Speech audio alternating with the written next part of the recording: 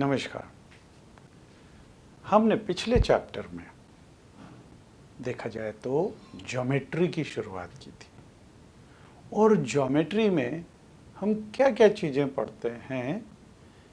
हम पढ़ते हैं पॉइंट क्या होता है, लाइन क्या होती है, रे क्या होती है, फिर लाइन सेगमेंट क्या था, इनकी डेफिनेशंस देखी थी। फिर अगर दो रेज मिल जाती हैं तो एंगल बनता है, तीन लाइन सेगमेंट्स मिल जाते हैं तो ट्रायंगल बनता है, अगर चार हों तो क्वाड्रिलेटरल होगा। ये ज्योमेट्री की शुरुआत हमने इस तरह से की थी। अब हम देखेंगे कि ज्योमेट्री वाली चीज़ों को मेज़र कैसे किया जाए। मेज़र करना, किसी भी चीज़ को मेज़र करना मतलब होता क्या है? Measuring anything means associating numerical value along with unit to anything that is called its measurement.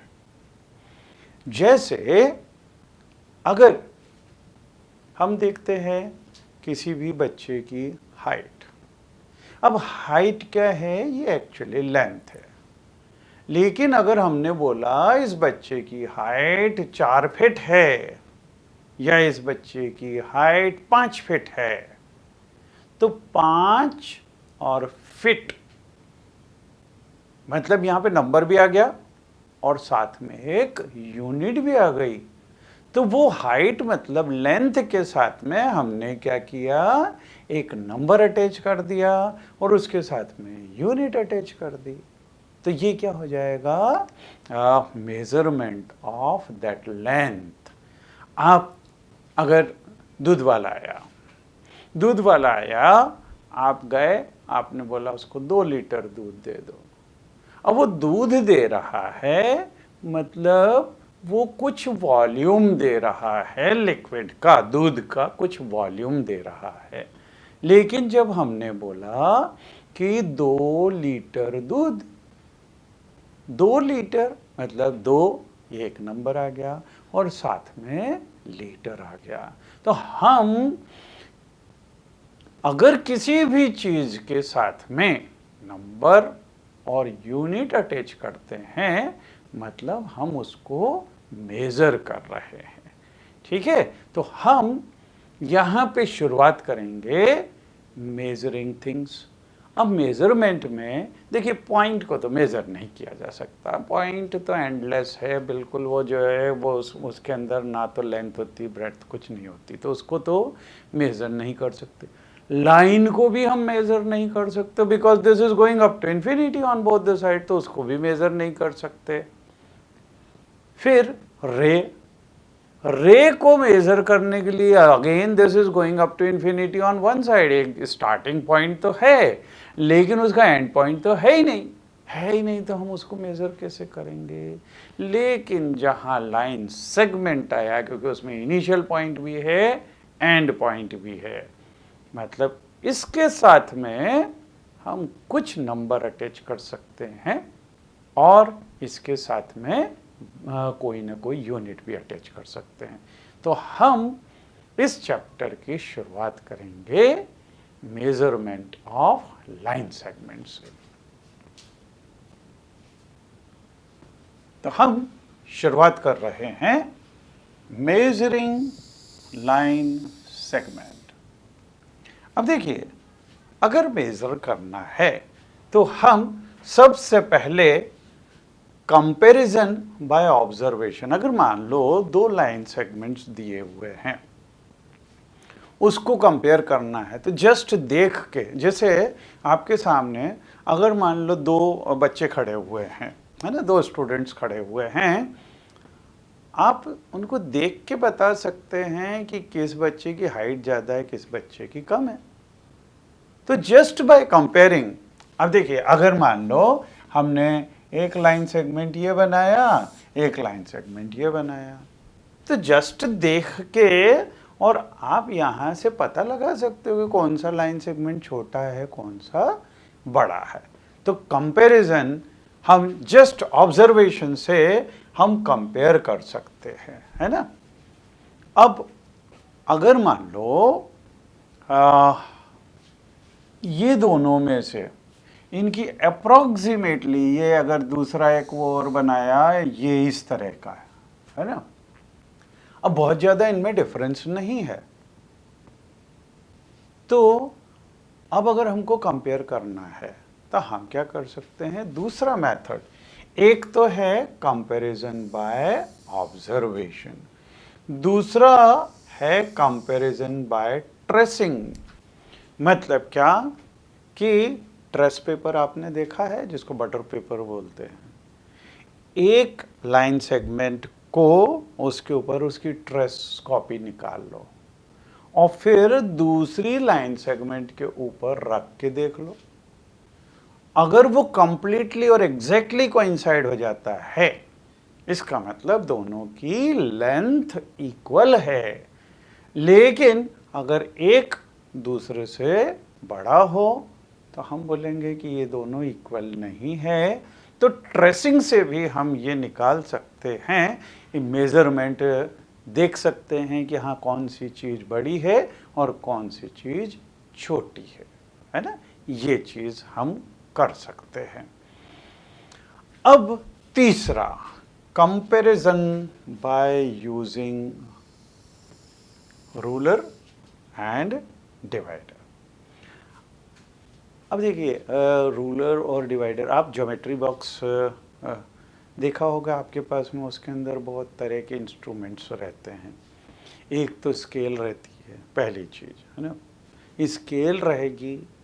फिर उसके साथ में डिवाइडर रहता है, फिर उसके साथ कंपास रहता है, जिसको जनरल लैंग्वेज में बच्चे लोग राउंडर भी बोलते हैं, है ना, वो भी रहता है। फिर प्रोट्रैक्टर रहता है। प्रोट्रैक्टर, उसको जनरल उसमें बहुत सारे लोग डी बोलते हैं, क्योंकि उसका शेप डी जैसा रहता है, तो उसको डी भी बोलते हैं, है ना। इसके अलावा दो ट्रायंगल्स जैसे भी रहते हैं, उन ट्रायंगल्स को बोलते हैं सेट स्क्वायर। ठीक है, उसमें दो टाइप के रहते हैं, दोनों के शेप अलग अलग रहते हैं। बाद में मैं बतलाऊंगा कि हाँ वो किस तरह के रहते हैं, उसमें डिफरेंस क्या है। ठीक है, तो डिवाइडर भी है। अब डिवाइडर होता है इस तरह का।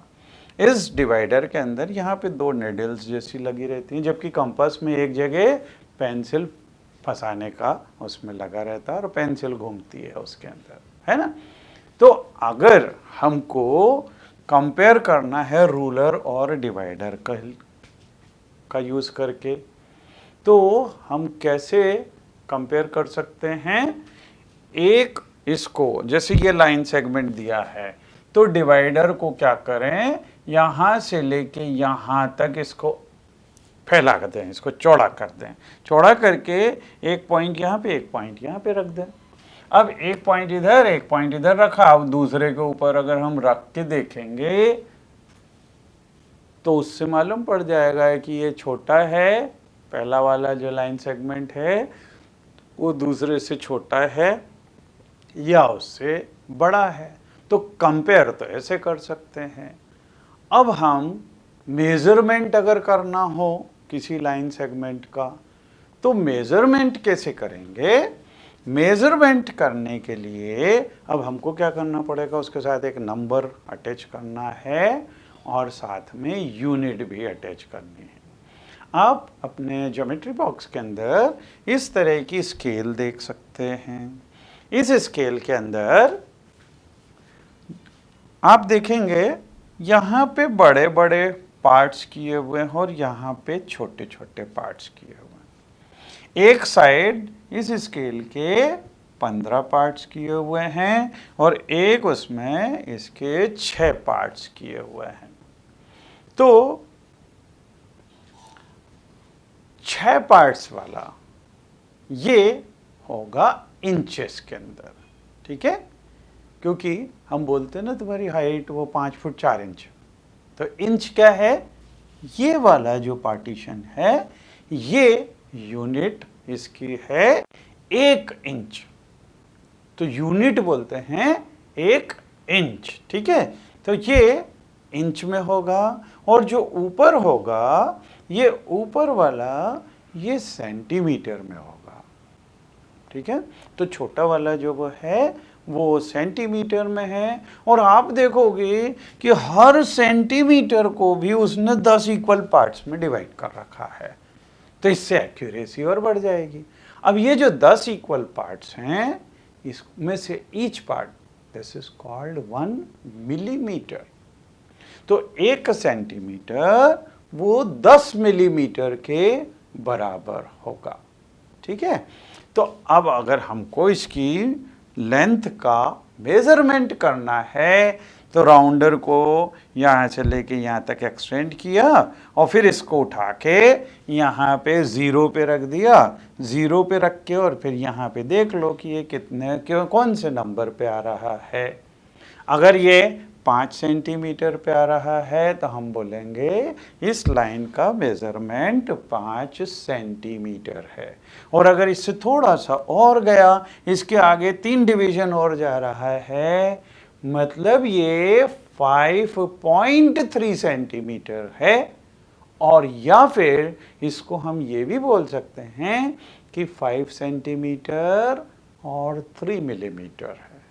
ठीक है, तो या तो हम मेजरमेंट्स को पॉइंट में सेंटीमीटर में दे दें, और या फिर ये बोल दें 5 सेंटीमीटर और 3 मिलीमीटर। तो जितने सब डिविजन्स आगे के होंगे उसको हम काउंट करके बोल सकते हैं। तो हमने क्या किया, इस लेंथ के साथ में हमने एक नंबर अटैच कर दिया। अगर ये 5.3 है तो what will be the measurement of this line segment AB? This will be 5.3 centimetre. मतलब नंबर भी अटैच हो गया और साथ में उसके यूनिट भी अटैच हो गई। अगर हम इंचेस में दे रहे हैं तब हम इसको कि ये 3 इंच है, अगर इसकी लेंथ 3 इंच है तो 3 मतलब एक नंबर अटैच हुआ, और साथ में इंच मतलब ये यूनिट अटैच हो गई। तो measuring anything means attaching numerical value with unit. ठीक है, अच्छा अब एक चीज़ और, जब हम स्केल के साथ में, क्योंकि स्केल होती है लंबाई नापने के लिए, है ना, तो स्केल से जब हम नापें, वो मेज़र करेंगे कोई सी भी लेंथ को, हमको थोड़ा सा ध्यान रखना पड़ेगा। ये पोजीशनिंग एरर इसके अंदर आ सकती है। पोजीशनिंग एरर मतलब, देखिए अगर हम किसी चीज़ को बिल्कुल सीधे देखें, उसकी जगह अगर हम यूँ टेढ़ा इधर या फिर इधर से देखें तो उसके मेज़रमेंट के अंदर, क्योंकि अगर थोड़ी सी भी मोटाई होगी, अगर जैसे ये दो, अगर एक वो उंगली है तो ठीक है फिर भी चलेगा, लेकिन जैसे 2 उंगली ली तो जो है ना डिफरेंस इसके अंदर मोटाई में मालूम पड़ने लगता है। तो पोजीशनिंग के कारण हमारे उसमें एरर आ सकती है। तो जब भी कभी मेजरमेंट करना हो लेंथ का, तो हम बिल्कुल सीधे बिल्कुल यूं देखेंगे तब उसकी लेंथ एक्यूरेट आएगी। अगर आपने थोड़ा भी लेफ्ट साइड से या राइट साइड से देखा तो एरर आने के चांसेस होते हैं, और लेफ्ट या राइट साइड से देखना, इसको बोलते हैं पोजीशनिंग एरर। तो एरर नहीं होना चाहिए, हमको बिल्कुल सीधे सीधे देखना होगा। ठीक है, so this is called positioning error and this is called measuring line segment with the help of scale, ruler and divider. Okay,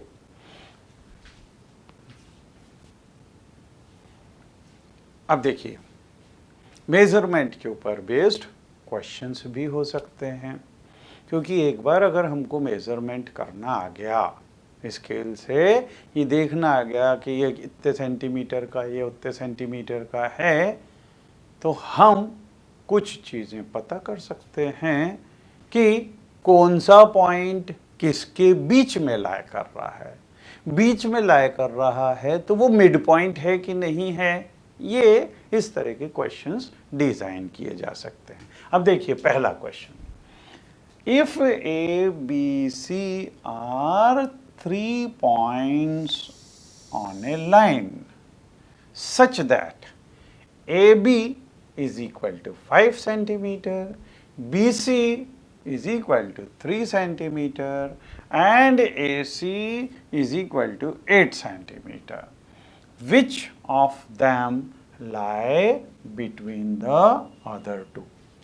तो यहाँ पे मेजरमेंट तो दे दिए। अब हमको ये निकालना है कि ए वो बी और सी के बीच में है, या बी ए और सी के बीच में है, या फिर सी ए और बी के बीच में है। तो ये चीज़ हमको निकालनी है। तो देखिए हम सबसे पहले क्या करें, एक लाइन सेगमेंट ड्रॉ करेंगे। अब देखिए यहाँ से ए बी 5 सेंटीमीटर, तो अगर ये ए और बी, ये ए बी 5 सेंटीमीटर है और ये किस में है, लाइन में है ना। जब ये लाइन में है मतलब हम सी को यूं नहीं ले सकते, इस साइड नहीं ले सकते, इस सी को हमको इसी में लाइन में लेना होगा। तो यहां से बी से सी, बी सी, ए बी तो हमने 5 सेंटीमीटर ड्रॉ कर लिया, फिर बी सी अगर हम 3 सेंटीमीटर, तो स्केल से यहाँ पे इधर मार्क किया, ये ए को मार्क किया, फिर बी को मार्क किया और फिर यहाँ से 3 सेंटीमीटर आगे बढ़ा दिया। तो ये आ गया हमारा पॉइंट सी, ठीक है। और ए सी 8 सेंटीमीटर है। ए सी यहाँ से लेके यहाँ तक 8 सेंटीमीटर है, 8 सेंटीमीटर है। और देखिए 5 और +3 ये भी 8 है ना। तो अब यहाँ पे देख के हम क्या बतला सकते हैं, बी ए और सी के बीच में है, या ए बी और सी के बीच में है, या सी ए और बी के बीच में है। तो ये तो सीधा सीधा से दिख रहा है कि ये बी पॉइंट ए और सी के बीच में होगा, है ना। तो जस्ट स्केल से मेजर करके और हम ये पता कर सकते हैं कि कौन सा पॉइंट किन दोनों पॉइंट्स के बीच में लाया कर रहा है, ठीक है। अब हम एक और क्वेश्चन देखें, verify whether D is mid point of A G. तो हमको ये निकालना है कि ये मिड पॉइंट है या नहीं डी ए जी का, ठीक है। अब देखिए ये बी इन दोनों के बीच में तो लाई कर रहा है, लेकिन क्या ये मिड पॉइंट है। मिड पॉइंट का मतलब क्या होता है, अगर किसी के इधर जितना डिस्टेंस है उतने ही इधर डिस्टेंस पे कोई बैठा हुआ होगा, मतलब ये बिल्कुल बीच में बैठा हुआ है आदमी, है ना।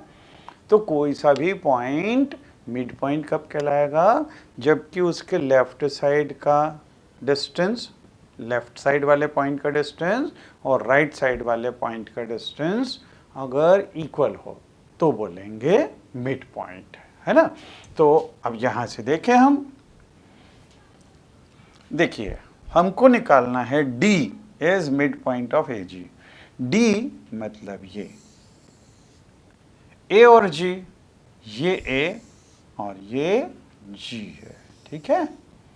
तो अब देखिए हम यहाँ पे A और D के बीच का डिस्टेंस अगर देखें तो हमको डिवीजन काउंट करने पड़ेंगे कि कितने डिवीजन्स आ रहे हैं A और D के बीच में।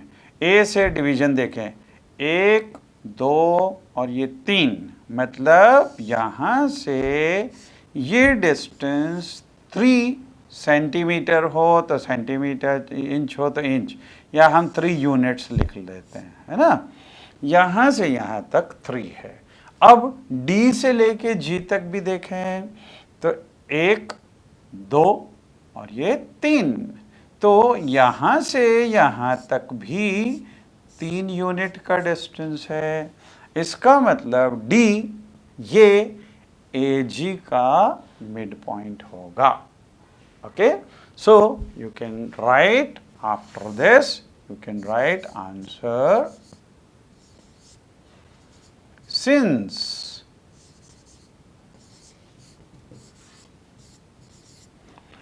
AD is equal to 3, then DG is equal to 3, therefore D is midpoint of AG। तो ये मिड पॉइंट आएगा। ठीक है, अब हम आए तीसरे क्वेश्चन पे। If B is the midpoint of AC and C is the midpoint of BD, where A, B, C, D lie on a straight line, say YAB is equal to CD। तो अब यहाँ पे देखिए, ये line दी हुई है, कोई सी भी लाइन दी हुई है ना। अब यहाँ पे B is the midpoint of AC, तो ये अगर A है, ये अगर C है, ये A है और ये C है, और B बिल्कुल इसका मिड पॉइंट है, मतलब ये और ये लेंथ दोनों इक्वल आनी चाहिए, तो ये यहाँ पे B है। ठीक है, और यहाँ दिया C is the mid point of BD। अब C B और D का मिड पॉइंट है, इसका मतलब D जितना BC का डिस्टेंस है उतना ही BD का डिस्टेंस भी होना चाहिए। तो ये यहाँ पे D, तो यहाँ पे ये जितना AB है उतना ही BC भी है, और जितना BC है उतना ही CD भी है। तो हमको लिखने का है कि AB is equal to CD क्यों होगा, तो हम इसको लिखेंगे answer.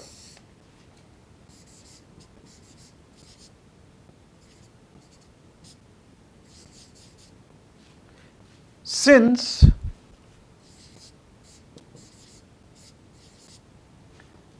B is midpoint of AC, B is midpoint of AC, therefore this AB will be equal to BC। तो AB is equal to BC, ये अगर हमारी फर्स्ट इक्वेशन है ना, इसको हम फर्स्ट इक्वेशन बोलते हैं। और since C is midpoint of BD, ये देखिए C is midpoint of BD, C is midpoint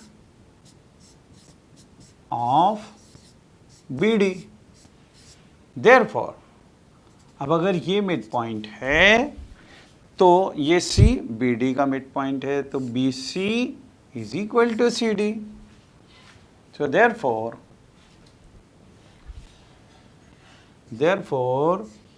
BC is equal to CD। इसको अगर हम सेकंड इक्वेशन लिख दें, ठीक है। अच्छा, AB is equal to BC और BC is equal to CD, therefore by 1 and 2 A B is equal to B C और B C is equal to C D, therefore A B is equal to C D. A B is equal to C D.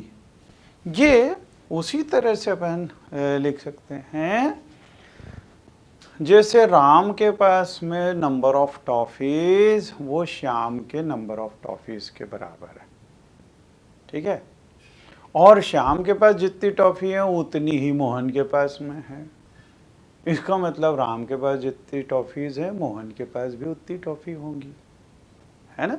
ये equation जैसी हो गई कि अगर राम के पास में 5 toffee है वो श्याम के बराबर हैं तो श्याम के पास भी 5 है, और श्याम के पास जितनी है उतनी ही मोहन के पास में है, तो श्याम के पास अगर 5 तो इसके पास भी 5। इसका मतलब क्या हुआ कि राम के पास में और मोहन के पास में दोनों के पास में बराबर बराबर टॉफीज हैं 5-5। तो यहाँ पे अगर ये पहली इक्वेशन है, ये दूसरी equation A B is equal to B C but B C is equal to C D, therefore A B is equal to C D हो जाएगा।